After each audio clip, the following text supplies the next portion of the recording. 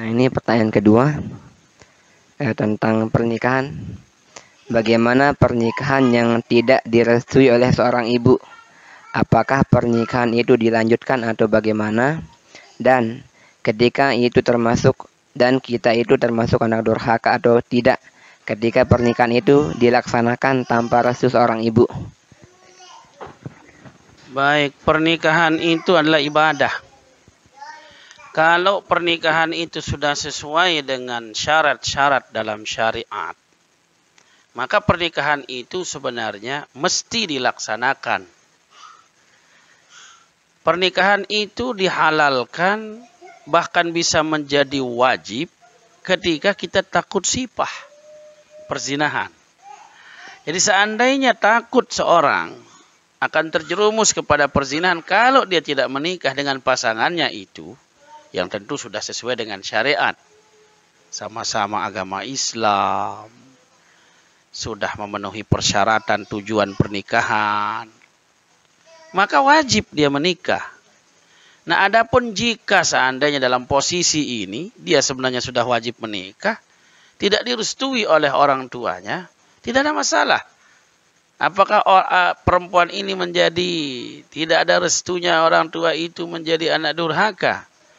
Di sini darul mafasid muqaddamun ala jalbil masalih. Pada dasarnya mengikuti apa yang dikatakan orang tua itu wajib selama itu bukan kepada kemaksiatan, bukan kepada kesyirikan. Tapi jika itu akan menimbulkan kemaksiatan, sementara Allah menyuruh orang ini mengambil jalan halal dan menghindar dari jalan haram, maka izin daripada makhluk ini dikalahkan oleh izin daripada Khalik. Jadi dia tidak termasuk ketika memang seperti itu. Tapi kalau ada pilihan, dia perempuan ini bisa menahan diri daripada hal yang haram, artinya seandainya dia ikuti ibunya yang tidak merestuinya, maka dia tidak akan ada masalah pelanggaran. Wajib dia ikuti ibunya. Ya.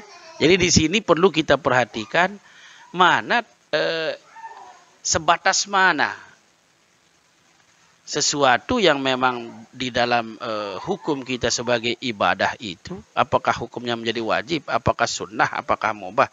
Karena memang dalam menikah itu bisa jadi wajib, seperti tadi yang di awal. Bisa jadi sunnah, kalau memang lebih baik menikah dan meningkatkan ibadahnya yang lain. Bisa jadi sekedar makruh. Jadi makruh. Kalau memang ada lemah.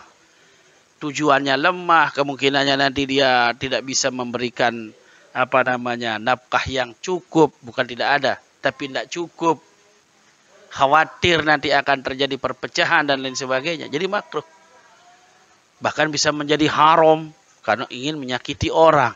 Nah, begitu. Jadi dalam masalah ini perlu kita lihat restu orang tua itu adalah sesuatu yang lain dibandingkan dengan hukum daripada menikah itu.